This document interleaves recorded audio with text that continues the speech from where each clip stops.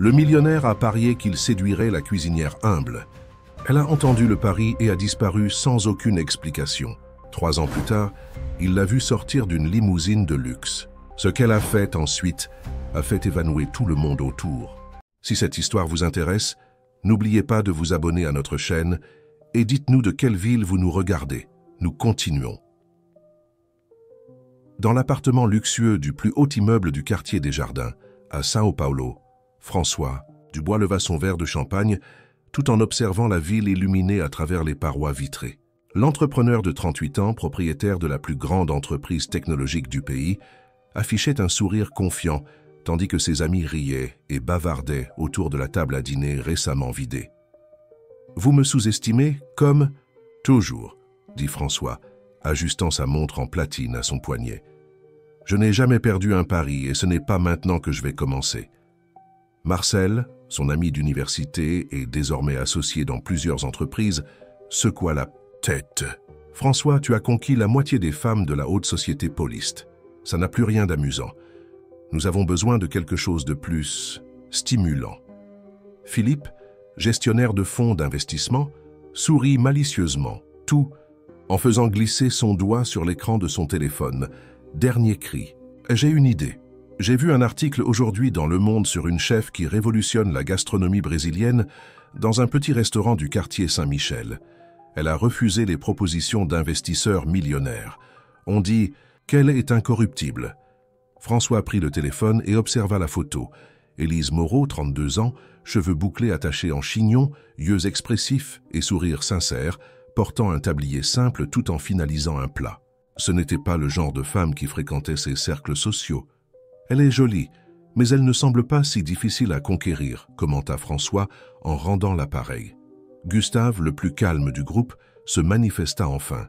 « Nous parions 100 000 € que tu n'arrives pas à la séduire en 6 mois. » François éclata de rire. « 6 mois, donnez-moi 3, et doublez la mise. » Les amis échangèrent des regards surpris. 200 000 € n'étaient rien pour des hommes de ce cercle. Mais la confiance de François était intrigante. Les verres s'entrechoquèrent, scellant l'accord, tandis que la ville poursuivait son rythme incessant en contrebas. Le lendemain matin, François conduisit sa Porsche jusqu'au quartier Saint-Michel, se garant à quelques pâtés de maison de Bisson-Cc, l'adresse qu'il avait recherchée. Le Saveur du terroir était un restaurant modeste, avec une façade en briques apparentes et un petit potager vertical à l'entrée. Une pancarte indiquait « Cuisine faite avec amour et ingrédients biologiques ». François entra dans l'établissement presque vide, à 7 heures matinale. L'ambiance était chaleureuse, avec des tables en bois rustique, des plantes suspendues au plafond et un mur couvert de coupures de journaux et de photographies. Une femme d'environ 50 ans l'accueillit avec un sourire. « Bonjour, monsieur. Nous préparons encore le déjeuner. Nous ne servons le petit déjeuner que jusqu'à 10 heures. En fait que j'aimerais parler à Élise Moreau. » La femme l'examina de haut en bas, remarquant le costume italien impeccable et les chaussures qui coûtaient probablement plus que le loyer mensuel de l'établissement. « Madame Élise est en cuisine. Vous êtes ?» « François Dubois. Je suis un admirateur de son travail. » La femme disparut par une porte battante et François en profita pour observer les lieux. C'était simple, mais plein de personnalité. Chaque détail semblait raconter une histoire.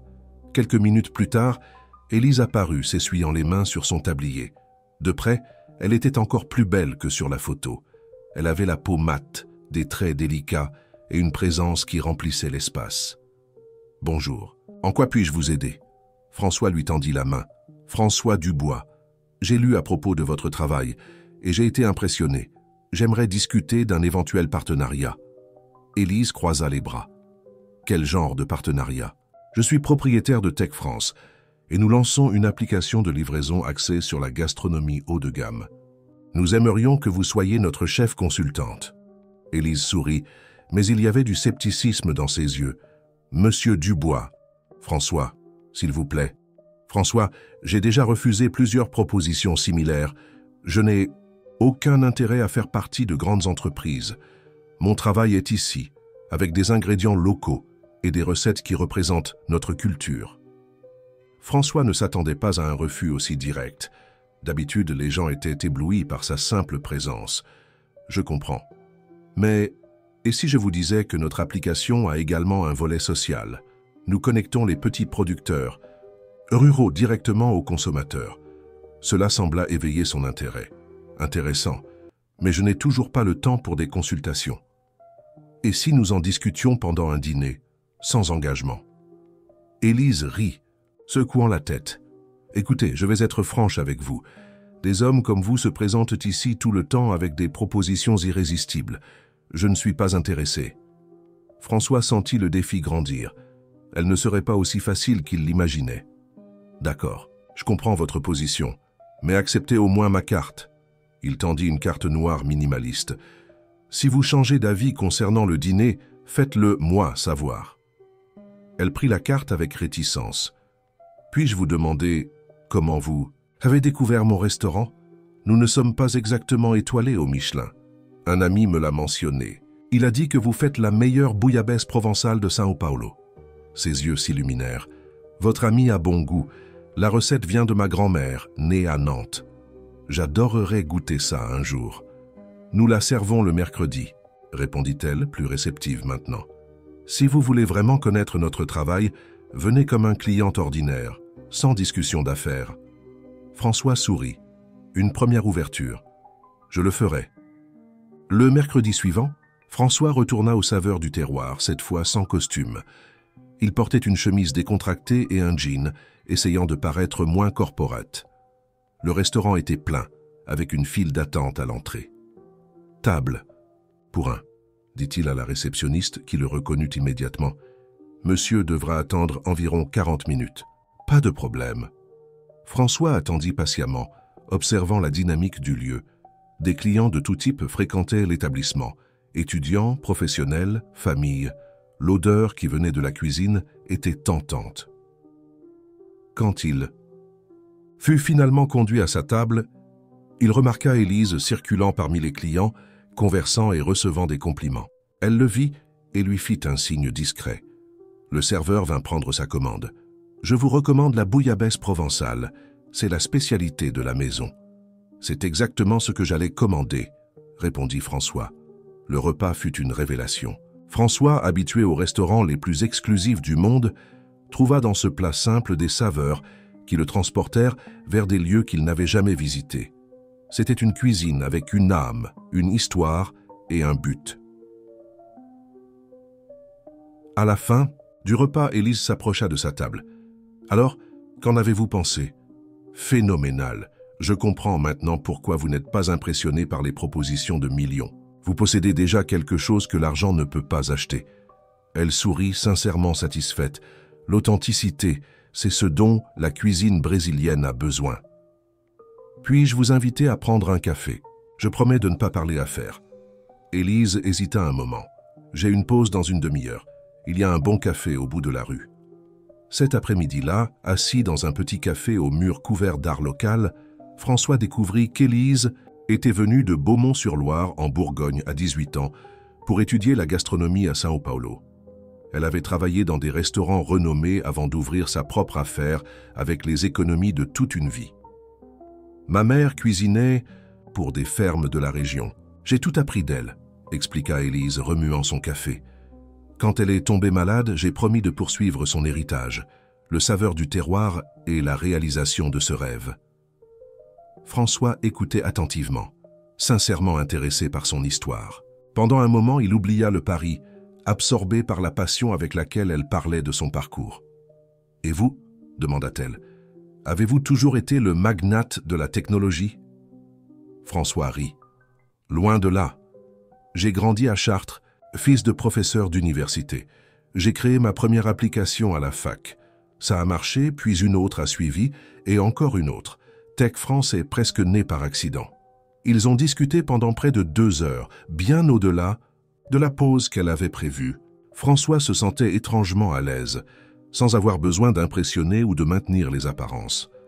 En se quittant, il fit une dernière invitation. « Il y a une exposition d'art indigène contemporain au musée d'art de São Paulo ce week-end. J'ai pensé que ça pourrait vous plaire. » Élise parut surprise. « Comment savez-vous que je m'intéresse à l'art indigène ? J'ai remarqué les tableaux dans votre restaurant. La plupart sont d'artistes indigènes du Xingu, n'est-ce pas? Elle acquiesça impressionnée par son observation. Vous avez vraiment fait attention. Alors, vous acceptez? Élise hésita, mais il y avait quelque chose chez lui qui semblait sincère. D'accord. Dimanche matin, je suis libre. Les semaines suivantes passèrent à un rythme accéléré. François emmena Élise dans des lieux qu'elle n'avait jamais imaginé visiter. Une exposition privée d'art dans une demeure historique de l'avenue Paulista, un dîner exclusif sur la terrasse d'un immeuble avec vue sur l'Ibirapuera et même un week-end dans la maison de plage qu'il possédait à Belle-Île.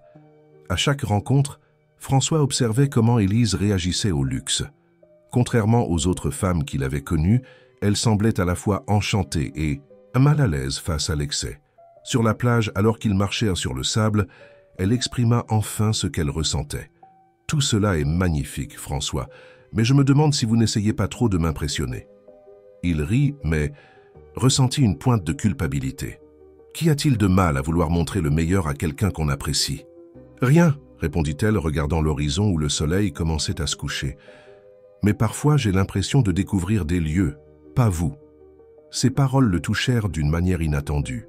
Dans ses relations précédentes, François avait toujours utilisé sa richesse comme bouclier et carte de visite. C'était la première fois que quelqu'un suggérait que cela pouvait être une barrière, pas un avantage. « Vous avez raison, » admit-il, se surprenant lui-même, par sa sincérité. « Je crois que c'est une habitude difficile à perdre. » Le lendemain matin, quand Élise se réveilla dans la chambre d'amis, elle trouva François dans la cuisine de la maison de plage, essayant de préparer le petit déjeuner.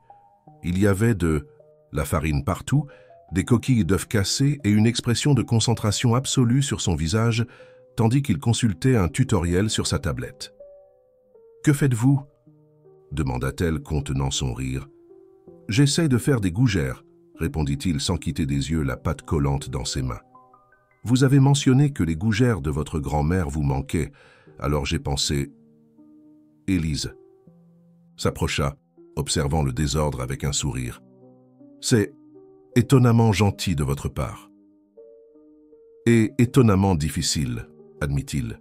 « Comment faites-vous pour que ça semble si simple ?» Elle retroussa ses manches et se plaça à côté de « Louis, des années de pratique. Tenez, laissez-moi vous montrer. » Durant les 2 heures suivantes, la cuisine au design italien se transforma en un petit coin de Bourgogne. Élise enseigna à François les secrets de la pâte à choux, la quantité exacte de fromage, la consistance parfaite de la pâte. Il était un élève attentif, posant des questions et absorbant chaque conseil avec un intérêt sincère.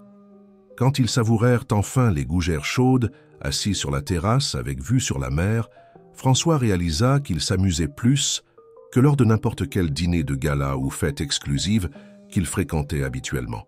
« C'est meilleur que n'importe quel restaurant étoilé », dit-il en mordant dans une autre gougère. Élise sourit. « C'est parce qu'il y a une histoire. Cette recette est passée par 5 générations dans ma famille. Chaque bouchée vous connecte avec des personnes qui ont vécu avant nous. » De retour à São Paulo, François commença à repenser sa stratégie. Le pari avec ses amis semblait de plus en plus lointain et insignifiant. Cependant, lors d'un dîner mensuel avec le groupe, Marcel ne laissa pas le sujet mourir. « Alors, François, comment va ta conquête gastronomique? Tu as déjà perdu 200 000 € ou tu gardes espoir ?» le provoqua-t-il, tandis que les autres riaient. François força un sourire. « Ça va très bien, nous nous rapprochons. »« Tu l'as déjà emmené dans ce restaurant français qui marche toujours ?» demanda Philippe, se servant plus de vin. « En fait, c'est elle qui m'apprend la cuisine, » répondit François, essayant de changer le ton de la conversation. « Vous ne croiriez pas ce que j'ai appris sur la cuisine bourguignonne. » Les amis échangèrent des regards incrédules, suivis de plus de rires. « Waouh, elle t'a vraiment eu, hein ?» commenta Gustave. Le grand François Dubois est maintenant expert en cuisine paysanne. Le mot « paysanne » prononcé avec dédain éveilla chez François une irritation inattendue. La gastronomie qu'elle produit a plus de valeur culturelle que n'importe quel plat de mousse et d'azote liquide pour lequel vous payez des fortunes. Un silence inconfortable tomba sur la table. Marcel fut le premier à briser la glace. « Détends-toi, mec, on plaisante juste. Tu as gagné le pari ou pas? Le délai arrive à son terme. » François hésita. La vérité était que sa relation avec Élise avait évolué au-delà du pari, mais l'admettre signifierait perdre la face devant ses amis. Et 200 000 € n'était là pas le problème, c'était sa fierté qui était en jeu. « Je vais gagner », affirma-t-il finalement. « J'ai juste besoin de quelques semaines de plus. » Au restaurant Saveur du Terroir, Élise affrontait ses propres dilemmes. Madame Sophie, la dame qui l'avait accueillie dès son premier jour à São Paulo, observait avec inquiétude sa proximité croissante avec François. « Ma fille, cet homme n'est pas de notre monde », l'avertit-elle pendant qu'elle préparait les ingrédients pour la journée. « Un riche comme ça ne s'intéresse aux gens simples que pour un temps, puis il se lasse. » Élise continuait à couper les légumes. « Il est différent de ce qu'il paraît, Sophie. Il a montré un réel intérêt pour ce que nous faisons ici. Et tu penses qu'un homme qui conduit une voiture qui coûte plus que tout ce bâtiment va se contenter d'un petit restaurant du quartier Saint-Michel bien longtemps ?» La question resta sans réponse, mais elle résonna dans l'esprit d'Élise les jours suivants. Surtout quand François arriva avec une proposition inattendue. « Je veux te montrer un endroit », dit-il mystérieux, après l'avoir récupéré au restaurant à la fin de son service. À la surprise d'Élise, ils n'allèrent dans aucun lieu luxueux, mais vers un terrain abandonné dans le quartier de Rivière-des-Pins. « Qu'est-ce qu'on fait ici ?» demanda-t-elle, observant l'espace vaste mais délabré, avec des murs écaillés et des fenêtres cassées. François sourit, ses yeux brillants d'enthousiasme. Ce bâtiment était une ancienne fabrique de textiles. Il est à vendre depuis des années. Personne ne s'y est intéressé parce que la rénovation serait trop coûteuse. Mais regarde le potentiel. Il la guida à travers l'espace, décrivant avec passion comment cet endroit pourrait se transformer en un restaurant célébrant la véritable cuisine brésilienne, avec un espace pour un potager, une école de gastronomie communautaire et même un petit marché pour les producteurs locaux. Ce serait ton restaurant, Élise. Ta vision, ta cuisine, ta gestion, je serais juste l'investisseur. Élise sentit son cœur s'accélérer. C'était tout ce dont elle avait toujours rêvé, mais l'échelle était bien plus grande qu'elle n'aurait jamais osé imaginer. Cependant, une voix intérieure l'avertissait d'être prudente. « Pourquoi ferais-tu cela, François? Quel retour en attends-tu » Il s'arrêta de marcher et la regarda. Pendant un moment, la culpabilité concernant le pari initial faillit lui faire tout avouer. Mais la peur de perdre ce qu'ils avaient construit l'en empêcha. « Je crois en toi. Je crois en ton talent et en ta vision. » De plus, il hésita, soudain vulnérable. « Je ne me suis jamais senti aussi connecté avec quelqu'un. » Élise sentit son visage chauffer. Ces derniers mois, François était devenu une présence constante dans sa vie. D'abord sceptique, elle s'était progressivement laissée séduire par sa personnalité. Pas par son argent ou son statut, mais par l'homme qui se révélait dans les petites choses, sa façon de traiter les employés du restaurant, sa curiosité, sincère pour les histoires derrière chaque plat, la manière dont il l'écoutait vraiment quand elle parlait. « Je dois réfléchir », répondit-elle finalement. « C'est une décision énorme. » Il acquiesça, respectant son espace. « Prends le temps qu'il te faut. » La semaine suivante, François reçut un appel inattendu. C'était Lucas Olivier, chef exécutif de l'un des restaurants les plus prestigieux de São Paulo et, comme François le découvrirait, ami d'enfance d'Élise. « Nous devons parler, » dit Lucas, avec un sérieux qui rendit François appréhensif. Ils se rencontrèrent dans un café discret du centre-ville. Lucas était un homme de taille moyenne, avec des yeux perspicaces qui semblaient constamment évaluer tout ce qui l'entourait, une habitude acquise dans les cuisines professionnelles. « Je connais Élise depuis que nous étions enfants à Beaumont-sur-Loire. » Commença-t-il sans détour. « Elle est comme une sœur pour moi et c'est pourquoi je suis ici. » François maintint une expression neutre, bien qu'il ressente une inquiétude croissante. « Que voulez-vous vraiment d'elle, Dubois? Parce que si, c'est juste un de vos petits jeux. Comme ceux dont la presse aime parler, mieux vaut arrêter maintenant. »« Ce n'est pas un jeu, » répondit François automatiquement, bien que sa conscience le tourmente avec le souvenir du pari. Lucas se pencha en avant. « Je sais pour la proposition du restaurant. Elle me l'a dit, elle est enthousiaste, mais prudente. Élise a traversé beaucoup d'épreuves pour arriver où elle est. Elle a tout construit seule, sans parrain ni investisseur. Je respecte cela. C'est justement ce qui m'a attiré chez elle. Alors j'espère que vos intentions sont sincères, parce que si vous lui faites du mal... » Lucas laissa la phrase en suspens, mais l'implication était claire. Tandis que François retournait chez lui en voiture, il réfléchissait à la conversation. Il y avait quelque chose dans le regard de Lucas qui le dérangeait, comme s'il en savait plus qu'il ne le laissait paraître. Pour la première fois, François se demanda s'il pourrait maintenir cette farce beaucoup plus longtemps, et plus important encore, s'il voulait continuer ainsi. En arrivant à son appartement, il trouva un message d'Élise. « J'ai décidé d'accepter ta proposition. Parlons des détails. Merci de croire en moi. » François fixa l'écran du téléphone pendant de longues minutes. Ce qui avait commencé comme un pari frivole s'était transformé en quelque chose de réel et significatif. L'excitation qu'il ressentit en lisant le message n'avait rien à voir avec le fait de gagner le pari. Il s'agissait de construire quelque chose avec Élise, de voir son talent s'épanouir dans un espace qui rendrait justice à sa vision. Cette nuit-là, il prit une décision. Il appellerait Marcel le lendemain matin et annulerait le pari, inventerait n'importe quelle excuse. L'argent n'importait pas. Ce qui importait, c'était la confiance qu'Élise plaçait en lui. Et cela n'avait pas de prix. Les mois suivants furent intenses pour François et Élise. L'ancienne fabrique de textiles à Rivière-des-Pins commença sa transformation. Architectes, ingénieurs et designers défilaient sur le site, tandis qu'Élise supervisait chaque détail concernant la cuisine et l'espace gastronomique. François avait appelé Marcel ce matin-là, comme il se l'était promis. « Je me retire, tu paries », annonça-t-il sans détour. « Comment ça, tu te retires ?» La voix de Marcel était incrédule à l'autre bout de la ligne. « Tu abandonnes ? Tu n'abandonnes jamais. » Ce n'est pas abandonner, c'est reconnaître que certaines choses sont plus importantes que des paris stupides. Il y eut un moment de silence avant que Marcel ne réponde. « Mon Dieu, tu es vraiment tombé amoureux d'elle. » François ne confirma ni ne nia. « Annule simplement le pari, d'accord ? Oublie qu'il a existé. Les gars ne vont pas y croire quand ils sauront. » Le grand François Dubois, finalement dompté par une chef de province. « Elle n'est pas juste une chef, » répondit François, sentant l'irritation monter. « Et je me fiche de ce que vous pensez. » Il raccrocha, sentant un poids quitter ses épaules. Il y avait encore de la culpabilité pour le mensonge initial, mais François se disait que cela resterait dans le passé. Ce qui importait, c'était l'avenir qu'il construisait avec Élise. Un samedi après-midi, alors qu'ils inspectaient l'avancement des travaux du restaurant, Élise reçut un appel qui la laissa visiblement bouleversée. « Tout va bien ?»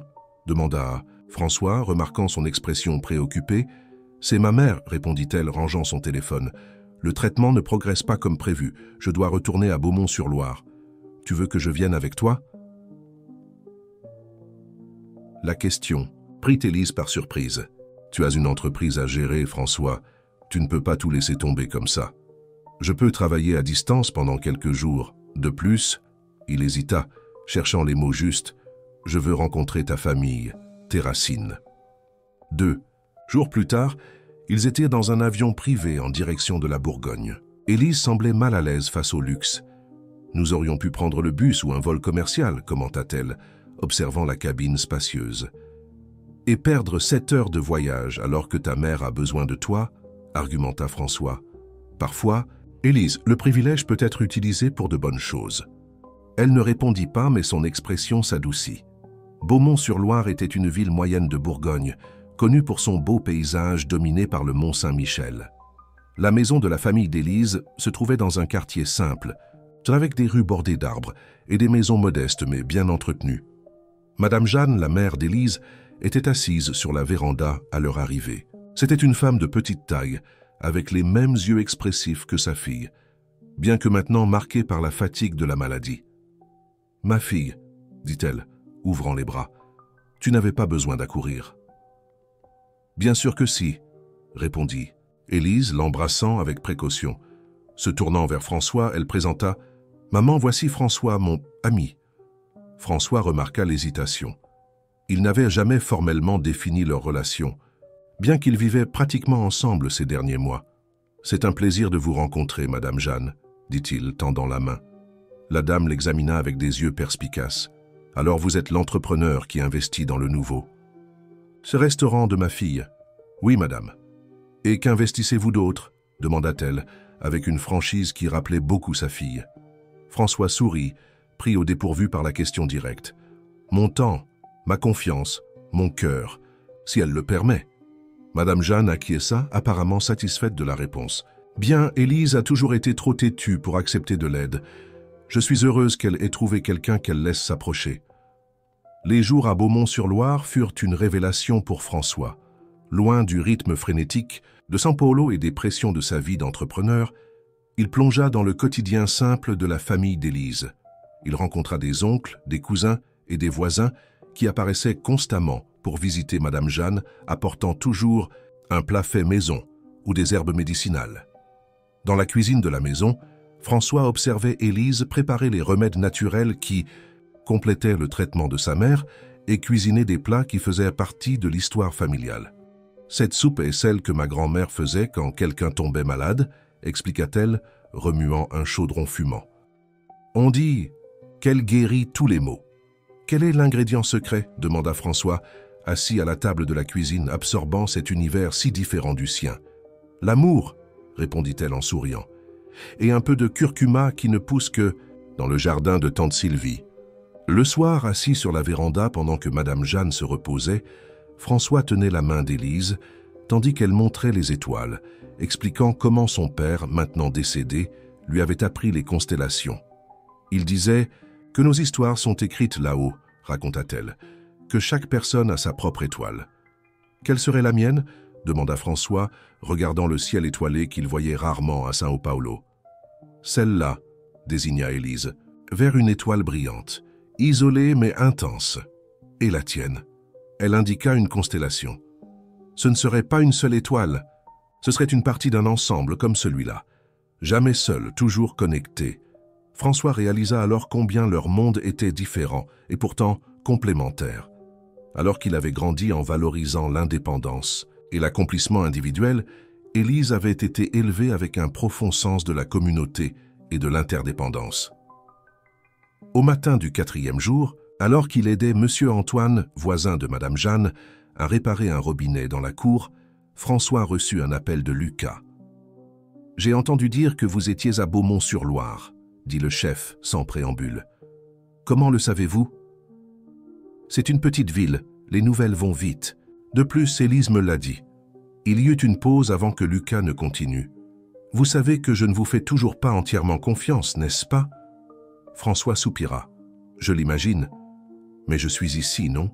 Je rencontre sa famille. J'aide comme je peux. C'est justement pour ça que j'appelle. Je veux croire que vos intentions sont sincères. Elles le sont, Lucas. Je l'ai déjà dit. Alors je dois vous dire quelque chose sur Élise qu'elle ne vous dira peut-être jamais. » François sentit un frisson dans sa colonne vertébrale. De quoi s'agit-il? Ce n'est pas à moi de raconter. Mais je peux vous dire qu'elle a déjà été blessée avant, par quelqu'un qui vous ressemble beaucoup, un homme qui ne voyait en elle qu'un trophée, une conquête exotique à exhiber dans les cercles sociaux. « Je ne suis pas comme ça », protesta François, bien qu'il ressente l'hypocrisie dans ses paroles, considérant comment tout avait commencé. « J'espère que non, parce que si c'est le cas, Lucas laissa la menace planer. Ce soir-là, sur la petite véranda de la maison, François interrogea finalement Élise sur son passé. « Lucas a mentionné que tu as déjà été blessée avant. » Élise se raidit visiblement. « Lucas parle trop. Il s'inquiète pour toi. » Elle soupira, regardant l'horizon où le mont Saint-Michel se détachait contre le ciel nocturne. « Il y a 3 ans, un investisseur de Rio s'est intéressé à mon travail. Henri Bastien, propriétaire d'une chaîne de restaurants de luxe. Il m'a courtisé professionnellement et personnellement. Il a promis d'étendre ma vision à tout le pays, de faire de la cuisine bourguignonne traditionnelle la nouvelle sensation gastronomique. » François écoutait attentivement, sentant la tension croître dans sa poitrine. « Je l'ai cru. J'ai partagé mes recettes de famille, mes techniques, ma vision. Nous nous sommes impliqués romantiquement. » Elle fit une pause. 6 mois plus tard, j'ai découvert qu'il avait ouvert un restaurant concept à Saint-Germain, utilisant toutes mes idées, mais avec un chef français à sa tête. Quand je l'ai confronté, il a ri. Il a dit que j'étais talentueuse, mais trop régionale pour être le visage d'une entreprise sophistiquée. La culpabilité frappa François comme un coup physique. La situation était douloureusement similaire à ce qu'il avait initialement prévu, même si ses sentiments étaient de maintenant sincères. « Je suis désolé, Élise. J'ai appris la leçon. C'est pourquoi j'ai été si résistante quand tu es apparue avec tes propositions grandioses. » Elle se tourna pour le regarder en face. Mais tu es différent, je le sens. » François voulait croire que c'était vrai, qu'il était vraiment différent d'Henri Bastien. Mais l'ombre du Paris original planait sur lui comme un nuage sombre. Le dernier jour à Beaumont-sur-Loire, après avoir confirmé que le traitement de Madame Jeanne était sur la bonne voie, François et Élise visitèrent le marché municipal où elle présenta François à des fournisseurs qu'elle connaissait depuis l'enfance. « Monsieur Jacques a le meilleur fromage de la région », expliqua-t-elle, tandis que le monsieur au chapeau de paille coupait une généreuse tranche de fromage pour François. « Ce fromage pourrait être dans les meilleurs restaurants du monde », commenta François, sincèrement impressionné. « C'est ce que je dis toujours », s'exclama Élise. « Nos producteurs locaux ont des trésors que le reste du pays connaît à peine. » À ce moment, observant son enthousiasme, François eut une idée. Et si le nouveau restaurant n'était pas seulement un lieu pour servir de la nourriture, mais une plateforme pour ses producteurs? Nous pourrions créer un réseau qui connecterait les petits agriculteurs et artisans de tout le Brésil directement aux consommateurs urbains. Les yeux d'Élise brillèrent. Comme un hub gastronomique et culturel? Exactement. Restaurant, marché, école de cuisine, tout en un seul endroit. Et nous pourrions utiliser la technologie de mon entreprise pour créer une application permettant aux gens de São Paulo de commander des produits directement auprès de ses producteurs. Elle prit son visage entre ses mains. « Parfois, tu me surprends, François Dubois. » Et là, au milieu du marché municipal de Beaumont-sur-Loire, entouré de fromages, de sucreries et d'épices traditionnelles, ils s'embrassèrent, scellant non seulement leur relation personnelle, mais aussi une vision partagée qui transcendait le plan initial de François. Durant le voyage de retour à São Paulo, Élise dormait tranquillement sur le siège à côté, tandis que François regardait par le hublot de l'avion, réfléchissant à la façon dont sa vie avait changé en quelques mois seulement. Ce qui avait commencé comme un pari arrogant s'était transformé en quelque chose de profond et significatif. Cependant, la culpabilité du mensonge initial le rongeait encore. François savait qu'il devrait finir par dire la vérité, mais il craignait de perdre tout ce qu'ils avaient construit ensemble. Pour l'instant, décida-t-il, il se concentrerait sur prouver par des actions que ses sentiments étaient sincères, que l'homme qu'Élise avait rencontré à Beaumont-sur-Loire était le véritable François, pas le playboy arrogant qui avait fait le pari des mois auparavant. Ce qu'il ne savait pas, c'est que le destin avait déjà tracé un chemin différent et que la vérité trouverait son chemin beaucoup plus tôt qu'il ne l'imaginait. 3 ans s'étaient écoulés depuis ce voyage à Beaumont-sur-Loire. Le Racines, comme avait été baptisé le restaurant d'Élise et François, était devenu l'un des espaces gastronomiques les plus célèbres de São Paulo. Situé dans l'ancien bâtiment industriel de Rivière-des-Pins, le complexe abritait non seulement le restaurant principal, mais aussi une école de gastronomie populaire, un marché de produits artisanaux de petits producteurs brésiliens et un espace culturel dédié aux traditions culinaires du pays. La vision qu'ils avaient partagée ce jour-là au marché municipal s'était concrétisée d'une manière encore plus vaste qu'ils ne l'imaginaient. Le Racines était devenu un point de rencontre pour des personnes de toutes les couches sociales, un lieu où des cadres de multinationales partagèrent des tables avec des étudiants, des artistes et des travailleurs ordinaires, tous unis par l'appréciation de l'authentique cuisine brésilienne. Élise, maintenant reconnue comme l'une des chefs les plus importantes de la scène gastronomique nationale, supervisait la cuisine avec la même passion que toujours, bien qu'elle dispose désormais d'une équipe de jeunes cuisiniers qu'elle formait personnellement. Beaucoup venaient de communautés défavorisées, recrutées par le programme social qu'elle avait établi avec le restaurant. François, quant à lui, avait délégué nombre de ses responsabilités chez Tech France pour se consacrer davantage aux racines. Il avait développé l'application qui connectait les consommateurs urbains directement aux producteurs ruraux, éliminant les intermédiaires et garantissant des prix équitables pour les deux parties. Le projet s'était étendu au-delà de São Paulo, desservant maintenant plusieurs capitales brésiliennes. Sur le plan personnel, le couple vivait ensemble depuis presque 2 ans dans un appartement du quartier Aux-Rivières, près du restaurant. Ce n'était pas aussi luxueux que l'appartement que François possédait auparavant dans le quartier des Jardins, mais il avait un jardin où Élise cultivait des herbes et un espace accueillant qui mélangeait le design contemporain qu'il appréciait avec des éléments rustiques qui rappelaient les racines bourguignonnes d'elle.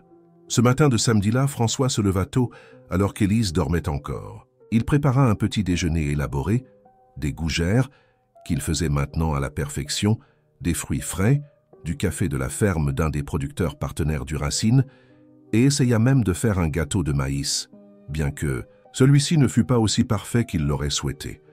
Quand Élise se réveilla enfin et trouva la table dressée, elle sourit, encore somnolente. Quelle est-ce l'occasion spéciale? François. Elle lui servit une tasse de café. Cela fait exactement 3 ans que nous sommes revenus de Beaumont-sur-Loire, le jour où nous avons décidé de créer le Racine. Elle parut surprise. Tu te souviens de la date exacte? C'est le jour où j'ai réalisé que je t'aimais vraiment, répondit-il, avec une sincérité qui le surprenait encore. L'homme qu'il était 3 ans auparavant reconnaîtrait difficilement le François d'aujourd'hui, plus centré, plus conscient de la valeur des relations humaines authentiques, moins obsédé par le statut et les apparences. Le pari original avec ses amis avait été enterré si profondément dans sa mémoire que parfois François croyait presque qu'il n'avait jamais existé. Presque. « J'ai une surprise pour toi », annonça-t-il, tandis qu'Élise grignotait une gougère. « J'ai réservé un week-end à Paraty. Tu te souviens que tu as toujours dit que tu voulais explorer la cuisine Kaysara? Nous partons cet après-midi. » Son visage s'illumina. « Vraiment. Mais le restaurant... J'ai déjà parlé à ton équipe. Ils peuvent survivre un week-end sans toi. De plus, Margot est plus que prête à prendre en charge la cuisine. » Margot était la sous-chef d'Élise, une jeune femme talentueuse de la périphérie de Sao Paulo qui était devenue pratiquement une fille pour le couple. « Tu penses à tout, » dit Élise, se penchant pour l'embrasser. Tandis qu'ils préparaient leur valise pour le voyage, le téléphone de François sonna. C'était Marcel, son ancien ami et associé, avec qui il maintenait des contacts de plus en plus sporadiques ces dernières années. « François, je dois te parler de toute urgence. » Quelque chose dans le ton de Marcel le mit en alerte. « Que sait-il? Pas assez? C'est à propos de Philippe. Il a de gros problèmes. Pouvons-nous nous rencontrer pour déjeuner ?» François hésita, regardant les valises à moitié prêtes. « Nous sommes sur le départ pour Paraty. Ça peut attendre lundi? » « C'est vraiment urgent, mec. 1 heure maximum. Vous êtes-vous déjà inscrit? Faites-le maintenant et dites-nous de quelle ville vous nous suivez. » Après avoir raccroché, François expliqua la situation à Élise, qui comprit immédiatement. « Bien sûr que tu dois y aller. Philippe est ton ami, même si vous vous êtes éloignés. Nous pouvons partir un peu plus tard. » Dans le restaurant japonais discret où ils avaient convenu de se rencontrer, François trouva non seulement Marcel, mais aussi Gustave et Philippe lui-même, qui semblaient abattus avec des cernes profonds et une expression de désespoir que François n'avait jamais vue sur son visage habituellement confiant. « Que se passe-t-il » demanda-t-il en s'asseyant à la table. Philippe prit une profonde respiration. « Je suis ruiné, François. J'ai tout perdu dans de mauvais investissements. La société de fonds va déclarer faillite lundi. » François sentit une pression dans sa poitrine. Il connaissait Philippe depuis plus de 15 ans, depuis l'époque de l'université. Malgré l'éloignement récent, il se souciait encore de son ami. Combien te faut-il pour rester à flot? Philippe nomma une somme qui fit déglutir François. C'était une fortune, même selon ses standards. « Je sais que c'est beaucoup, » continua Philippe, la voix tremblante, « et je sais que je n'ai pas été le meilleur ami ces dernières années. Mais tu es le seul qui puisse m'aider. Ça peut être un prêt, je te rembourserai chaque centime quand je me redresserai. » François regarda Marcel et Gustave qui observèrent la scène avec des expressions tendues. « Pourquoi ne pouvez-vous pas l'aider? »« Nous avons aussi investi dans son fonds, » expliqua Gustave. « Pas autant que toi, mais suffisamment pour être dans une situation compliquée. » François réfléchit à l'ironie de la situation. C'étaient les mêmes amis qui avaient ri de lui, quand il avait commencé à s'éloigner du cercle social pour se consacrer aux Racines et à Élise, les mêmes qui avaient parié qu'il ne réussirait pas à la conquérir. Le pari. Le souvenir surgit comme un éclair dans son esprit. Le pari qu'il n'avait jamais révélé à Élise, le secret qu'il avait gardé pendant 3 ans alors qu'ils construisaient une vie ensemble. « Je vais t'aider, » dit-il finalement, « mais pas avec toute la somme. Je peux couvrir la moitié peut-être. » Le soulagement sur le visage de Philippe était palpable. « Merci, mec. Je savais que je pouvais compter sur toi. Nous pouvons discuter des détails lundi. Maintenant, je dois y aller. Élise m'attend. » En se levant, Philippe retint son bras. « Comment va la chef? Toujours ensemble après tout ce temps. Qui aurait cru que ce pari finirait ainsi ?» François sentit son sang se glacer. « Ne mentionne pas ça. » Marcel, percevant la tension soudaine, intervint. « Je pense qu'Élise est la meilleure chose qui soit arrivée à François. Je ne l'ai jamais vu aussi centré. »« C'est vrai ?» acquiesça Philippe, sans remarquer le malaise de François. « De nous tous, tu es le seul qui ait vraiment réussi sa vie. Tu as gagné le pari et le cœur de la fille. »« Quel pari ?»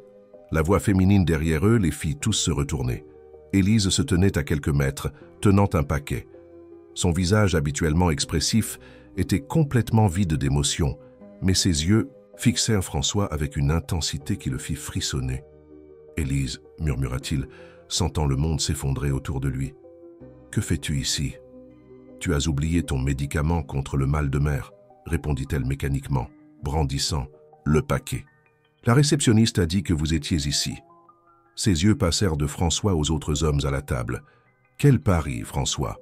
Le silence qui suivit sembla durer une éternité. Philippe, complètement inconscient de la catastrophe qu'il venait de déclencher, fut le premier à parler. Le pari que nous avons fait il y a 3 ans sur le fait qu'il réussirait à te conquérir en 3 mois. 200 000 €, tu te souviens? Tu ne lui as jamais dit, François? Le visage d'Élise se tordit dans un mélange de choc, de douleur et d'incrédulité. François se leva rapidement, essayant de la rejoindre, mais elle recula. « Ne me touche pas !» siffla-t-elle avec une froideur qu'il n'avait jamais vue. 3 ans.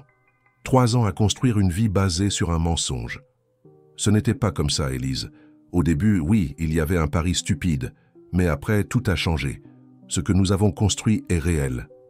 Réel? Sa voix s'éleva, attirant les regards des autres tables. Comment puis-je savoir ce qui est réel venant de toi? Tout ce temps, tu riais de moi dans mon dos avec tes petits copains riches? Jamais, protesta François désespéré. Ils ne font même plus partie de ma vie, tu le sais. Apparemment si. Et apparemment vous commentez encore le pari, comme si ma vie était un jeu pour votre divertissement. Elle se tourna pour partir, mais François retint son bras. « S'il te plaît, Élise, laisse-moi t'expliquer, pas ici, pas comme ça. » Pendant un moment, elle hésita, et François entrevit une lueur d'espoir. Mais ensuite, Élise tira violemment son bras. « C'est fini, François. Retourne à tes amis et à tes paris.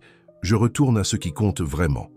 Mon travail, ma dignité. » Elle quitta le restaurant, laissant François paralysé, tandis que les 3 autres hommes observaient dans un silence embarrassé. « Mec, je suis vraiment désolé, » murmura Philippe. « Je n'avais aucune idée. » François ne l'entendit même pas. Il courut dehors essayant de rattraper Élise, mais elle était déjà montée dans un taxi qui s'éloignait rapidement. Désespéré, il conduisit jusqu'à l'appartement qu'il partageait, seulement pour trouver la porte verrouillée. Il utilisa sa clé et trouva Élise dans la chambre, jetant des vêtements dans une valise avec des mouvements frénétiques. « Élise, s'il te plaît, écoute-moi, » supplia-t-il. « Il n'y a rien à écouter, » répondit-elle, sans le regarder. « Tu es exactement comme Henri, pire même, car lui au moins n'a pas prétendu m'aimer pendant 3 ans. »« Je n'ai pas fait semblant, » s'exclama François, sentant des larmes dans ses yeux, quelque chose qui n'était pas arrivé depuis l'enfance. « Est-ce ? Oui, ça a commencé de la mauvaise façon, avec un pari idiot. Mais tout a changé quand je t'ai vraiment connu, quand j'ai vu qui tu es. » Élise s'arrêta enfin et le regarda. Il y avait des larmes qui coulaient sur son visage, mais son expression était d'une dureté qu'il n'avait jamais vue. « Tu sais quelle est la pire partie? J'aurais compris si tu me l'avais dit au début, quand tu as réalisé que tu ressentais quelque chose de réel. Nous aurions surmonté ça.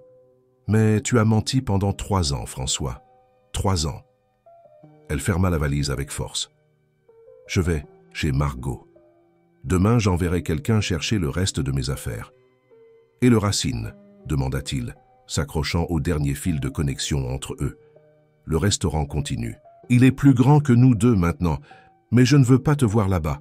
Communique avec moi par l'intermédiaire d'avocats pour la partie financière. » Quand la porte se referma derrière elle, François s'effondra sur le sol de la chambre, entouré par les espaces vides où les affaires d'Élise se trouvaient habituellement. L'appartement qui, quelques heures auparavant, était un foyer, semblait maintenant n'être qu'un espace vide, sans âme ni but. Cette nuit-là, seul dans son lit, François réalisa qu'il n'avait pas seulement perdu la femme qu'il aimait, il avait perdu la personne qu'il était devenu à ses côtés, l'homme meilleur qui avait émergé de leur relation. Et le pire de tout, il savait qu'il méritait chaque gramme de la douleur qu'il ressentait. Les semaines suivant la séparation furent les plus difficiles que François ait jamais affrontées. Le vide de l'appartement reflétait le vide dans sa poitrine. Suivant le souhait d'Élise, il se tint à l'écart du Racine, ne communiquant que par email formel sur les questions financières et administratives. Les jours se traînaient tandis qu'il essayait de se concentrer sur le travail chez Tech France, entreprise qu'il avait négligée ces dernières années. L'application qui connectait les producteurs ruraux aux consommateurs urbains continuait de croître, et François plongea dans le projet, espérant que le travail atténuerait la douleur de la perte. Par un matin pluvieux de juin, François était dans son bureau à réviser des feuilles de calcul quand sa secrétaire annonça une visite inattendue. « Lucas, Olivier est ici pour vous voir, monsieur. » François sentit un frisson dans sa colonne vertébrale. Lucas, l'ami d'enfance d'Élise et chef renommé, n'avait jamais été son plus grand fan. Après la séparation, il imaginait que cet homme serait la dernière personne à vouloir le voir. « Faites-le entrer. » Lucas entra dans le bureau avec la même posture hautaine que toujours, mais il y avait quelque chose de différent dans son expression. Ce n'était pas l'hostilité que François attendait, mais quelque chose de plus complexe, presque résigné. « Nous devons parler, » dit Lucas sans détour, s'asseyant sur la chaise en face du bureau de François. « Si vous êtes venu me dire que je suis un salaud, j'en suis déjà conscient, » répondit François, passant la main dans ses cheveux qu'il n'avait pas coupés depuis des semaines. « Je ne suis pas venu pour ça.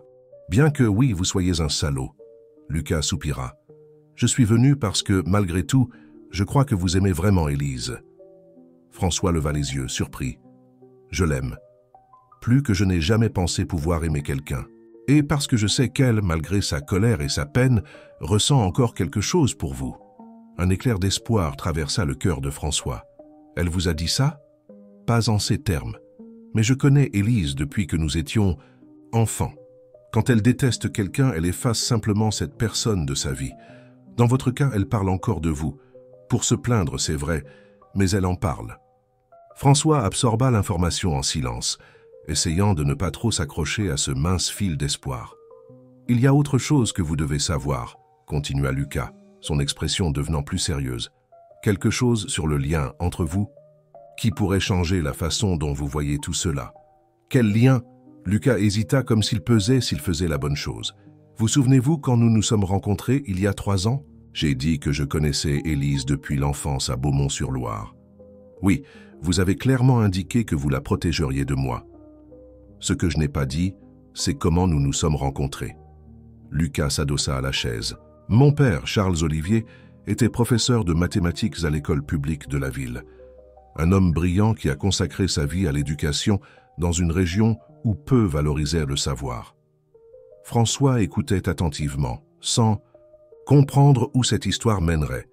Quand j'avais 12 ans et Élise 10, mon père a commencé à donner des cours particuliers aux élèves en difficulté.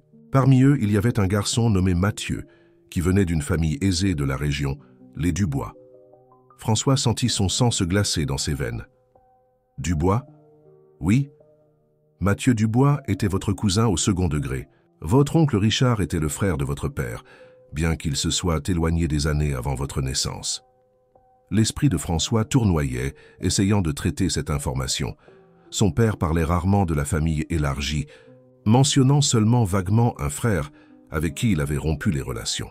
« Mathieu est devenu mon ami, et à travers lui j'ai connu Élise, qui vivait près de chez lui. Nous avons grandi ensemble tous les 3, jusqu'à ce que votre oncle Richard décide de déménager à Rio de Janeiro quand Mathieu avait 15 ans. Et quel rapport avec moi et Élise ?» Lucas se pencha en avant. « Votre oncle Richard est décédé il y a 5 ans, et Mathieu est retourné à Beaumont-sur-Loire pour s'occuper des affaires familiales. Lui et Élise se sont retrouvés et pendant une brève période ont eu une relation. La révélation frappa François comme un coup de poing. Élise a fréquenté mon cousin ? Pendant quelques mois, oui. Ça n'a pas fonctionné parce que Mathieu, comme vous, s'est d'abord approché d'elle pour de mauvaises raisons. Dans son cas, pour provoquer son père qui n'aurait jamais approuvé une relation avec quelqu'un d'origine modeste. François sentait sa tête battre. Pourquoi n'a-t-elle jamais mentionné cela? Parce qu'elle ne sait pas que vous êtes parents. Mathieu n'a jamais beaucoup parlé de sa famille élargie, tout comme vous. Et le nom Dubois n'est pas si rare. Pour éveiller des soupçons. Mais vous le saviez? La question sonnait comme une accusation. Lucas acquiesça. Je l'ai découvert quand j'ai vu votre photo dans un magazine d'affaires, peu après que vous ayez commencé à vous impliquer. Avec le Racine, j'ai reconnu le nom de famille et en faisant des recherches, j'ai confirmé le lien familial. Et vous n'avez jamais rien dit? Ce n'était pas mon secret à révéler. De plus, Lucas hésita à nouveau. Une partie de moi voulait voir où cela mènerait, si vous suivriez les traces de votre cousin et la blesseriez, ou si vous seriez différent. François se leva brusquement, arpentant le bureau tout en essayant d'organiser ses pensées. C'est surréaliste. Tout ce temps, il y avait ce lien entre nous qu'aucun de nous ne connaissait. Le monde est plus petit que nous ne le pensons, commenta Lucas. Surtout au Brésil, où les histoires des familles s'entrelacent de façons inattendues. Et pourquoi me dites-vous cela maintenant? Lucas se leva également. Parce que je crois au destin, François. Et parce que, malgré la façon dont tout a commencé, je pense que vous et Élise êtes destinés à être ensemble. Vous avez construit quelque chose de significatif. Pas seulement la relation, mais le Racine, le réseau de producteurs, tout cela. Il marcha jusqu'à la fenêtre, observant la pluie qui tombait sur São Paulo. De plus, contrairement à votre cousin, vous l'aimez vraiment, je peux le voir. Et elle mérite de connaître toute la vérité, pas seulement sur le pari, mais sur ce lien ancestral qui, d'une certaine manière, vous a rapprochés. François absorbait chaque mot, ressentant un mélange de confusion, de surprise et, étrangement, de soulagement. Il y avait quelque chose de réconfortant à savoir que sa connexion avec Élise allait au-delà du hasard, qu'il y avait peut-être un but plus grand dans leur rencontre. Pensez-vous qu'elle me pardonnerait? Si elle savait cela? Lucas haussa les épaules. Je ne sais pas. Élise est fière et têtue, mais je sais qu'elle croit aux signes de l'univers, aux histoires qui se répètent, pour que nous puissions en tirer des leçons. Peut-être que c'est l'une de ces histoires. Après le départ de Lucas, François resta dans son bureau pendant des heures, perdu dans ses pensées. La révélation sur le lien familial inattendu avait ouvert un nouveau chapitre dans l'histoire, un qu'il ne savait pas comment aborder avec Élise, considérant qu'elle refusait de lui parler. Cette nuit-là, dans son appartement vide, François fouilla dans de vieilles boîtes de documents familiaux qu'il consultait rarement. Dans un album poussiéreux, il trouva une photo de son père encore jeune, à côté d'un homme qui lui ressemblait beaucoup, son oncle Richard, vraisemblablement. Il se tenait devant une maison simple qui, François réalisa avec un sursaut, semblait être à Beaumont-sur-Loire. L'idée que sa propre histoire familiale avait des racines dans la même ville qu'Élise semblait presque trop irréelle pour être une coïncidence. Comme si le destin avait tracé un chemin tortueux pour les unir, malgré ou peut-être à cause de toutes les complications. Le jour suivant, poussé par une énergie renouvelée, François décida de faire une visite qu'il avait reportée pendant des semaines. Pas aux Racines, respectant le souhait d'Élise, mais à l'école de gastronomie communautaire annexée au restaurant, un projet social qui avait été conçu par eux deux. L'espace se trouvait dans un bâtiment séparé, relié au restaurant par une cour intérieure. Là, des jeunes de communautés défavorisées apprenaient non seulement des techniques culinaires, mais aussi la gestion, l'entrepreneuriat et la valorisation des ingrédients brésiliens. Margot, la sous-chef d'Élise et maintenant directrice de l'école, accueillit François avec surprise. « Je ne m'attendais pas à te voir ici », commenta-t-elle, le conduisant dans les couloirs où des élèves pratiquaient des techniques de coupe et de préparation des aliments.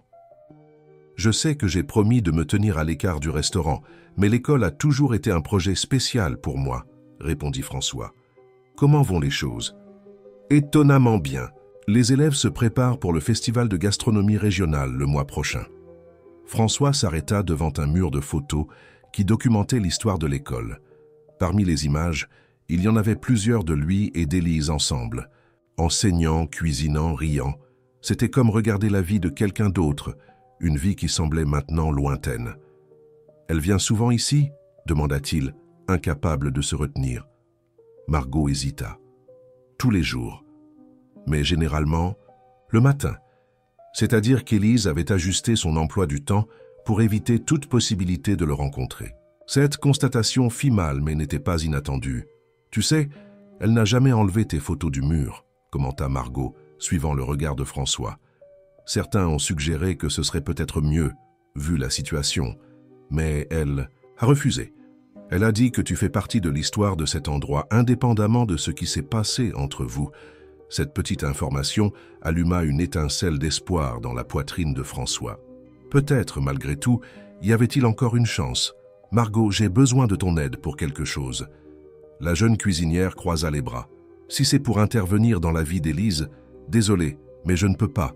Elle est ma mentor, mon ami. »« Ce n'est pas ça, » m'assura François. « C'est à propos du festival de gastronomie. J'ai une idée qui pourrait bénéficier aux élèves, quelque chose que je planifiais avant que tout n'arrive. » Tandis qu'il expliquait son plan, François sentait qu'il faisait les premiers pas sur un chemin de rédemption, pas seulement pour reconquérir Élise, mais pour honorer la vision qu'ils avaient construite ensemble, une vision qui transcendait leurs relations personnelles.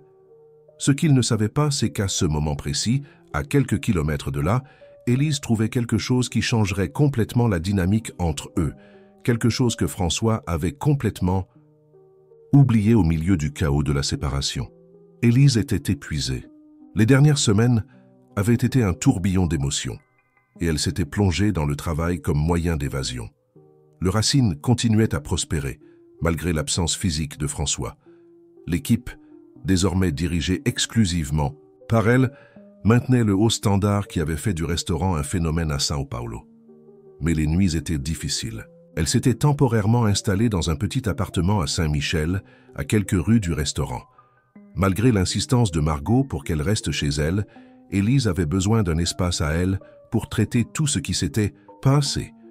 Cet après-midi-là, elle devait récupérer des documents importants qu'elle avait laissés dans l'appartement qu'elle partageait avec François. Elle savait qu'il serait au travail, alors elle profita de l'occasion pour entrer discrètement, utilisant sa clé qu'elle n'avait pas encore rendue. L'appartement était différent, plus organisé qu'elle ne s'y attendait, mais avec des signes clairs qu'une seule personne y vivait maintenant. Il y avait un silence oppressant, qui contrastait avec la vivacité qui avait un jour rempli cet espace. Élise alla directement au bureau qu'ils partageaient, où elle gardait des documents liés aux Racines. En cherchant dans un tiroir, ses doigts touchèrent à quelque chose d'inattendu, un carnet en cuir qu'elle ne reconnut pas immédiatement. En l'ouvrant, elle réalisa que c'était une sorte de journal. L'écriture était incontestablement celle de François, normalement si réfractaire aux enregistrements écrits, préférant toujours des solutions numériques. La première entrée datait d'il y a 3 ans, quelques jours après leur première rencontre. « J'ai rencontré une femme aujourd'hui, Élise Moreau, chef du Saveur du Terroir. J'ai fait un pari stupide avec les gars que je pourrais la conquérir en 3 mois. Ça semble facile, je suis François Dubois après tout. Mais il y a quelque chose de différent chez elle.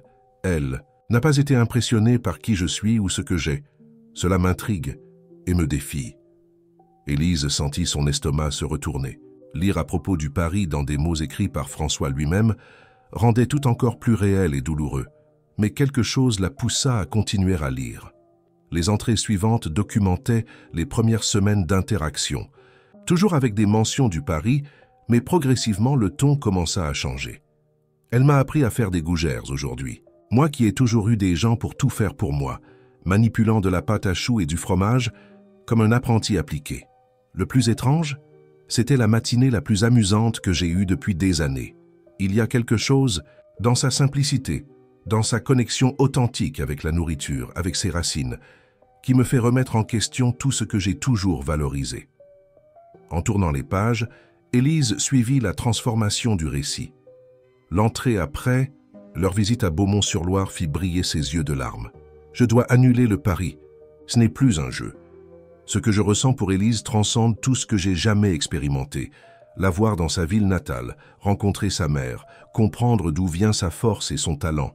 J'ai réalisé que je suis vraiment tombé amoureux. C'est effrayant et libérateur en même temps. Comment lui parler du pari sans risquer de perdre ce que nous avons construit? Peut-être vaut-il mieux enterrer ce secret et prouver chaque jour que mes sentiments sont sincères. Les pages suivantes documentaient les 3 années de relation, les hauts et les bas de la construction du Racine, les moments intimes qu'ils avaient partagés, les réflexions de François sur la façon dont Élise l'avait transformé en une meilleure personne. Il y avait des entrées sur leurs discussions, des doutes qu'il avait affrontés, mais toujours imprégnés d'un amour profond et d'une admiration pour elle. La dernière entrée datait de seulement 3 jours avant la révélation fatidique au restaurant japonais. Je prévois de la demander en mariage.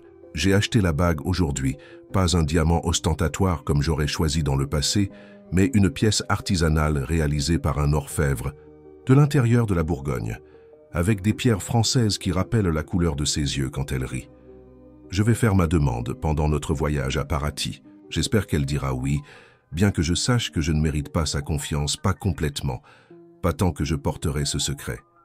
Peut-être quand nous serons mariés, trouverai-je le courage de lui parler de comment tout a commencé et d'implorer son pardon. Ou peut-être vaut-il mieux laisser le passé dans le passé. L'homme qui a fait ce pari n'existe plus. Élise l'a transformé en quelqu'un de meilleur. Des larmes coulèrent sur le visage d'Élise lorsqu'elle ferma le journal. La douleur de la trahison était toujours là, mais maintenant mêlée à une confusion d'autres sentiments. Le François qui avait écrit ces mots n'était pas seulement l'homme arrogant qui avait fait le pari, mais aussi quelqu'un capable de transformation profonde et de connaissance de soi.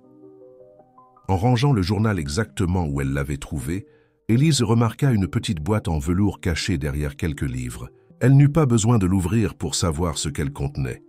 Elle retourna à son appartement temporaire avec plus que les documents qu'elle était venue chercher. Elle portait aussi un tourbillon d'émotions contradictoires qu'elle ne savait pas comment traiter. Dans les jours qui suivirent, Élise s'immergea dans les préparatifs du festival de gastronomie régionale qui approchait. L'événement, tenu annuellement au Mémorial de l'Amérique latine, réunissait des chefs de tout le pays pour célébrer la diversité culinaire brésilienne. Le Racine participerait avec un stand qui mettrait en valeur les produits des petits producteurs partenaires et avec Élise comme l'une des chefs invitées pour la compétition principale. « Tout est prêt pour demain ?» demanda Margot tandis qu'elle révisait la liste d'ingrédients dans la cuisine du restaurant la veille du festival. « Je pense que oui », répondit Élise, distraite. Depuis qu'elle avait trouvé le journal, ses pensées vagabondaient souvent vers François, vers ce qui aurait pu être, vers ce qui pourrait encore être. « Tu vas bien? Tu sembles distante ces derniers jours. » Élise soupira. « J'ai trouvé quelque chose dans l'appartement quand je suis allée chercher les documents. Un journal de François. » Margot écarquilla les yeux. « Et tu l'as lu? Je n'aurais pas dû le lire, mais je l'ai fait. » Élise passa la main dans ses cheveux. « Et maintenant, je suis plus confuse que jamais. » Qu'a-t-il écrit? « La vérité. Sur le pari, sur comment ses sentiments ont changé, sur tout. » Elle hésita. Il allait me demander en mariage à Paraty. Margot posa sa main sur celle d'Élise. « Que vas-tu faire? » « Je ne sais pas. Une partie de moi l'aime toujours, malgré tout. Mais je ne sais pas si je peux lui faire confiance à nouveau. Il est venu à l'école l'autre jour, » révéla Margot prudemment. Élise fut surprise. « Et tu ne me l'as pas dit? » Il a demandé de ne pas te le dire. Il travaille sur quelque chose pour le festival, pour aider les élèves. Il ne veut pas interférer dans ta vie. Il veut juste contribuer au projet. Cette information s'ajouta au tourbillon de pensées d'Élise. François restait engagé dans la vision sociale du Racine, même éloigné d'elle. Le festival de gastronomie régionale se leva avec un ciel clair et une température douce, parfait pour l'événement en plein air. Les stands colorés s'étendaient à travers les vastes espaces du Mémorial de l'Amérique latine, chacun représentant une région du pays avec ses arômes, saveurs et traditions. Le stand du Racine se distinguait par sa simplicité élégante, une structure qui rappelait une maison de ferme bourguignonne, avec des éléments contemporains. Les produits des petits producteurs partenaires étaient exposés en évidence, avec des informations sur leurs origines et méthodes de production. Élise circulait sur le site, supervisant les derniers ajustements avant l'ouverture au public, quand elle remarqua quelque chose d'inhabituel. Dans une zone proche de la scène principale, où se déroulerait la compétition, il y avait un stand qui ne figurait pas dans le programme officiel. Il semblait être une station de technologie, avec des tablettes et des écrans interactifs. En s'approchant, son cœur s'accéléra en reconnaissant le logo de Tech France, l'entreprise de François. Et il était là, orientant une équipe de petits jeunes, les mêmes élèves de l'école de gastronomie du Racine. « Que se passe-t-il ici » demanda-t-elle sans pouvoir cacher sa surprise. François se tourna, visiblement nerveux de la voir. « Salut, Élise, j'espérais avoir tout prêt avant que tu ne voies. » « Voir quoi exactement ?» Il fit un geste, l'invitant à s'approcher des écrans. « Tu te souviens de l'idée originale de l'application qui connecte les producteurs ruraux aux consommateurs urbains? J'ai élargi le concept. Ces tablettes sont programmées pour que les visiteurs du festival puissent connaître l'histoire de chaque producteur, voir des vidéos des lieux de production, comprendre l'impact social et environnemental de chaque produit. » Il indiqua les jeunes autour. Les élèves de l'école ont été formés pour guider les visiteurs dans l'expérience et expliquer comment fonctionne le réseau de producteurs que nous avons construit avec le Racine. Élise observait, abasourdie. « Pourquoi as-tu fait cela ?»« Parce que je crois en ce que nous avons créé ensemble, » répondit-il simplement. « Le Racine n'a jamais été seulement à propos de nous, Élise. Il s'agit de valoriser nos racines culturelles, de donner de la visibilité à des personnes qui, normalement, n'auraient pas de place dans ce type d'événement. » Leurs yeux se rencontrèrent et pendant un moment, toutes les peines et les ressentiments semblèrent se dissiper, ne laissant que la connexion profonde qu'ils avaient toujours partagée. Le moment fut interrompu par l'annonce que la compétition commencerait bientôt. Élise devait se préparer. « Je dois y aller, dit-elle, hésitante. « Je sais. Bonne chance pour la compétition. Je serai là à te soutenir, même si c'est de loin. » La compétition du festival réunissait 10 chefs de différentes régions. Du Brésil, chacun avec la mission de créer un plat qui représenterait la fusion entre tradition et innovation dans la cuisine brésilienne. Élise, représentant le Racine, décida de préparer une relecture de la bouillabaisse provençale qu'elle avait servie à François lors de leur première rencontre, maintenant avec des influences de la gastronomie contemporaine. Pendant qu'elle cuisinait sur scène sous les yeux attentifs du public et des juges, Élise aperçut François au premier rang, observant chacun de ses mouvements avec une intensité qui fit accélérer son cœur. Malgré tout, il y avait une connexion entre eux qui semblait impossible à rompre complètement. Les juges, chefs renommés et critiques gastronomiques, circulaient entre les stations, posant des questions et faisant des observations. Quand ils arrivèrent à la station d'Élise, elle expliqua l'origine de son plat. La bouillabaisse est un symbole du mélange culturel, influence méditerranéenne, provençale et maritime en parfaite harmonie. Comme notre pays, c'est un creuset d'histoire qui s'entremêle pour créer quelque chose d'unique et de spécial. Tandis qu'elle parlait, ses yeux rencontrèrent ceux de François dans la foule et quelque chose dans ce regard lui fit penser aux mots du journal, à la transformation que tous deux avaient vécue, à l'histoire qu'ils avaient construite ensemble, une histoire qui peut-être n'était pas encore arrivée à sa fin. Quand les résultats furent annoncés et qu'Élise fut déclarée gagnante de la compétition, la première personne qu'elle chercha dans la foule qui l'applaudissait fut François. Il souriait avec fierté, mais se tenait à distance, respectant l'espace qu'elle avait demandé. Ce soir-là, après les célébrations, Élise retourna à son petit appartement temporaire, portant le trophée et une confusion d'émotions. En ouvrant la porte, elle trouva une petite enveloppe que quelqu'un avait glissée dessous. À l'intérieur, il y avait une carte simple avec l'écriture de François. « Félicitations pour ta victoire, méritée, comme toutes tes réussites. Je sais que je t'ai demandé de m'écouter plusieurs fois, et je sais que je ne mérite pas ce droit. Mais si tu es disposé, il y a quelque chose que je dois te dire. Quelque chose sur nos histoires que j'ai découvert récemment et qui pourrait te faire comprendre pourquoi le destin nous a unis malgré toutes mes erreurs. Si tu veux parler, je serai à notre endroit demain à 7 heures. Si tu ne viens pas, je comprendrai et ne te dérangerai plus. Avec amour toujours, François. » Élise relut la carte plusieurs fois, intriguée par ce que François pourrait vouloir révéler. Notre endroit ne pouvait être que le café où ils avaient parlé pour la première fois, après ce déjeuner aux saveurs du terroir, quand tout avait commencé. En posant la carte sur la table, son esprit revint au journal, aux mots sincères qu'elle avait lus à la bague de fiançailles jamais livrée. Elle pensa aussi au stand qu'il avait préparé pour le festival, à la façon dont ils restaient engagés dans la vision qu'ils avaient construite ensemble, même après la séparation. Serait-il possible de pardonner un mensonge qui avait duré 3 ans? Serait-il possible de reconstruire la confiance une fois brisée? Et quelle révélation serait si importante qu'elle pourrait changer la façon dont elle voyait toute leur histoire? Élise n'avait pas de réponse à ces questions. Seulement la certitude que malgré tout, François Dubois avait laissé une marque indélébile dans sa vie, et peut-être, juste peut-être, méritait-il une dernière chance d'être écouté. Le café dans le quartier Saint-Michel restait pratiquement identique, comme si le temps n'avait pas passé. Les mêmes murs couverts d'art local, l'arôme de café fraîchement moulu, les tables en bois rustique où 3 ans auparavant, François et Élise avaient vraiment commencé à se connaître. François arriva 30 minutes avant l'heure, convenu, choisissant la même table que lors de cette première rencontre. Il commanda juste un café qui resta intact, tandis que les minutes passaient avec une lenteur agonisante. À chaque personne qui entrait par la porte, son cœur s'accélérait, pour ralentir à nouveau quand il réalisait que ce n'était pas Élise.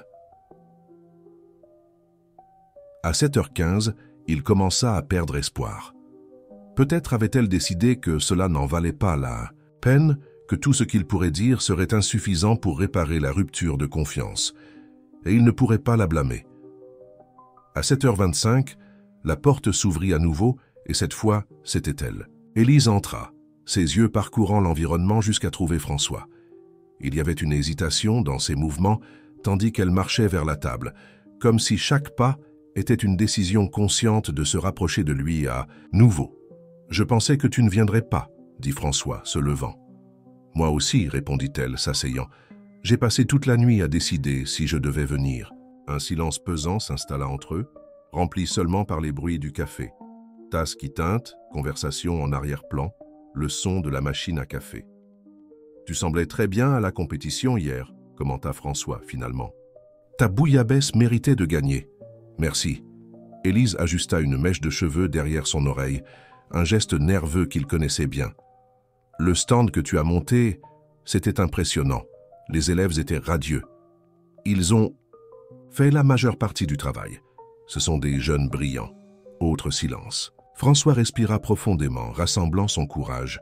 « Élise, je sais que probablement rien de ce que je dirai ne réparera ce que j'ai fait. Le mensonge, le pari, tout ça. Mais il y a quelque chose que tu dois savoir. Quelque chose que j'ai découvert récemment et qui, pourrait t'aider à expliquer pourquoi nos vies se sont croisées. » Elle l'observait avec un mélange de prudence et de curiosité. « Je t'écoute. » François raconta alors la visite de Lucas, la révélation que son cousin Mathieu, avec qui Élise avait eu une relation des années auparavant, faisait en réalité partie de la même famille Dubois. Il expliqua à propos de son père et de son oncle des racines familiales à Beaumont-sur-Loire qu'il ignorait, de la façon dont leurs histoires étaient entrelacées bien avant qu'ils ne se rencontrent. Tandis qu'il parlait, il observait les expressions d'Élise passer de la surprise à l'incrédulité, puis à une sorte de compréhension pensive. « C'est beaucoup de coïncidences, » commenta-t-elle quand il eut terminé. « Coïncidence ou destin ?» questionna François. « J'ai beaucoup réfléchi à cela ces dernières semaines, sur comment, de toutes les personnes à Sao Paulo, j'ai fini par parier justement sur toi, qui avait déjà un lien avec ma famille, comme si quelque chose de plus grand que nous poussait l'un vers l'autre, même à travers mes erreurs. » Élise absorbait l'information en silence. Finalement, elle parla. « J'ai trouvé ton journal. » Ce fut au tour de François de paraître surpris. « Mon journal ? Quand je suis allé chercher les documents dans l'appartement, je l'ai lu. » Elle le regarda directement dans les yeux. « J'ai lu à propos du pari, de la façon dont tes sentiments ont changé, de la bague. » François sentit son visage chauffer. Ce journal contenait ses pensées les plus intimes, ses doutes, ses regrets. C'était à la fois mortifiant et libérateur de savoir qu'elle avait tout lu. Alors tu sais que ce qui a commencé comme quelque chose de terrible s'est transformé en quelque chose de réel, de profond. Il tendit la main sur la table sans la toucher, juste une invitation. « Je t'aime, Élise. Je t'ai aimée pendant 3 ans et je continue à t'aimer, même en pensant que je t'avais perdue pour toujours. » Elle regarda sa main, mais ne la toucha pas. Le problème n'est pas si tu m'aimes maintenant, François. C'est le mensonge, c'est savoir que nous avons construit quelque chose sur une base fausse. Ce n'était pas faux, protesta-t-il. Le début, oui, mais tout ce qui est venu après, le Racine, notre vie ensemble, nos projets, tout cela était réel. Comment puis-je avoir confiance en cela? Comment puis-je être sûr qu'il n'y aura pas d'autres mensonges? La question planait entre eux, lourde, chargée de toutes les incertitudes et blessures encore ouvertes. François savait qu'il n'y avait pas de réponse facile. « Je ne peux pas promettre que je ne ferai plus jamais d'erreur, dit-il, finalement. Mais je peux promettre que je ne te cacherai plus jamais rien, que je serai transparent même quand ce sera difficile, que je placerai notre relation au-dessus de ma fierté. » Il hésita avant de continuer. « Il y a autre chose que tu dois savoir, quelque chose qui s'est produit récemment. » Le visage d'Élise se durcit, comme si elle s'attendait à une autre révélation douloureuse. « J'ai presque tout perdu, » dit François. « Je ne sais pas si tu es au courant, mais la situation avec Philippe était réelle. Il était vraiment en faillite et j'ai vraiment essayé de l'aider. J'ai investi une somme significative dans son entreprise, essayant de la sauver. Ça n'a pas fonctionné. Que veux-tu dire par « j'ai presque tout perdu » ? Tech France va bien, mais j'ai dû vendre la majorité de mes actions pour couvrir les pertes. Mon appartement est également à vendre.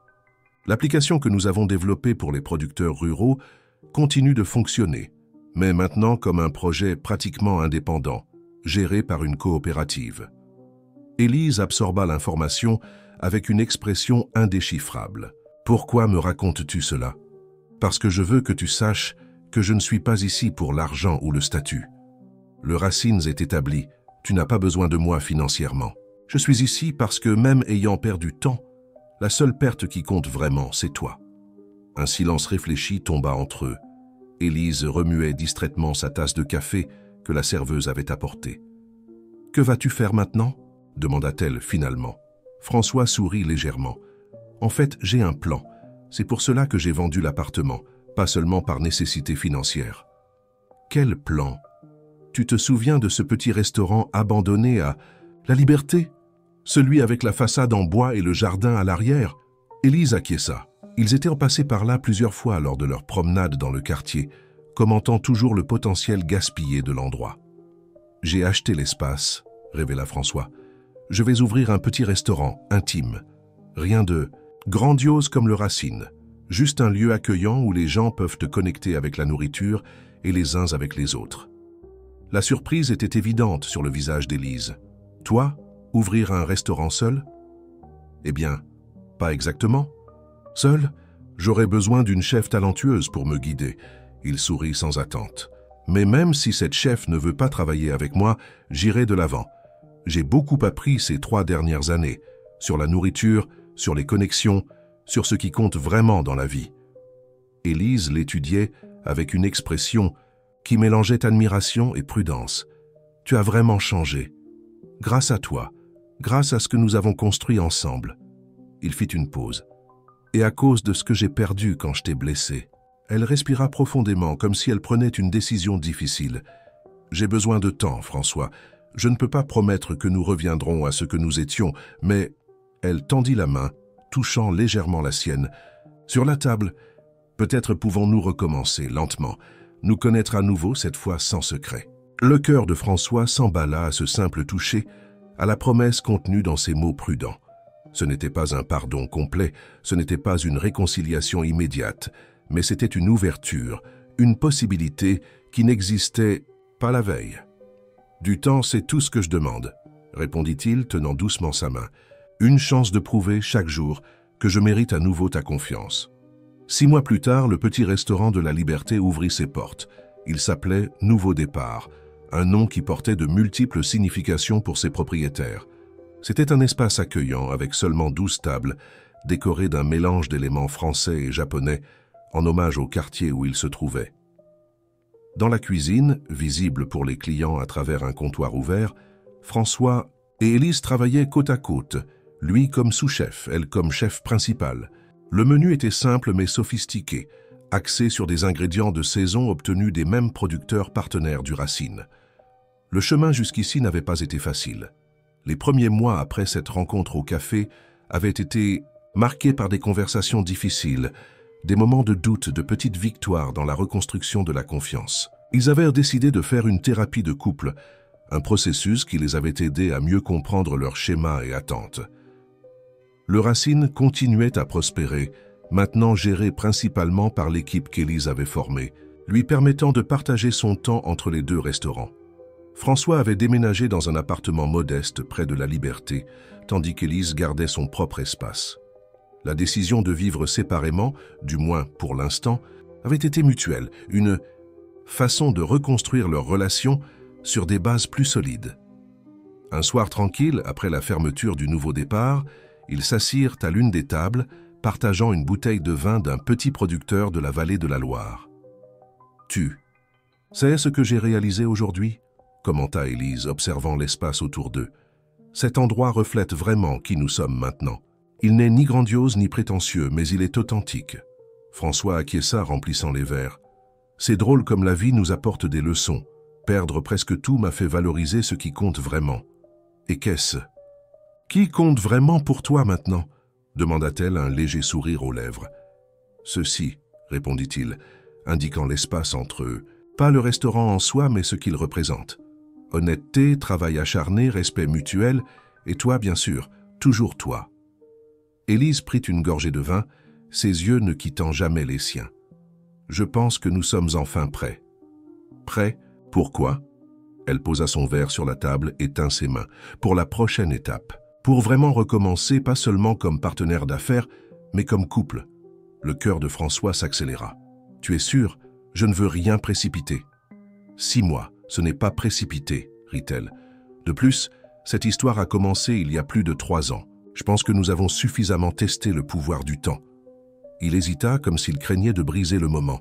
« Je prends ça au sérieux cette fois, Élise. Sans pari, sans jeu, sans secret. »« Je sais, » répondit-elle, avec une certitude qu'elle n'avait pas montrée depuis longtemps. « Et moi aussi. » Cette nuit-là, en quittant le nouveau départ, François accompagna Élise jusqu'à son appartement, comme il le faisait fréquemment ces derniers mois. Mais cette fois, quand ils arrivèrent à la porte, elle ne le salua pas avec le baiser rapide habituel. « Tu veux entrer ?» invita-t-elle, avec une simplicité qui portait le poids d'une décision importante. Tandis que la porte se fermait derrière eux, ils savaient tous deux qu'ils tournaient enfin la page vers un nouveau chapitre, pas seulement dans leur histoire d'amour, mais dans leurs vies individuelles. Ce qui avait commencé comme un pari frivole s'était transformé en un voyage de découverte de soi, de pardon et de croissance. Et tandis que la ville de Sao Paulo continuait son rythme incessant dehors, dans ce petit appartement, 2 personnes qui s'étaient perdues et retrouvées scellaient leur nouveau départ avec la certitude que, indépendamment des défis à venir, ils les affronteraient ensemble, non plus comme un millionnaire et une chef, mais comme des partenaires égaux dans une recette appelée vie. Plus vous commentez et partagez, plus nous pourrons vous apporter des histoires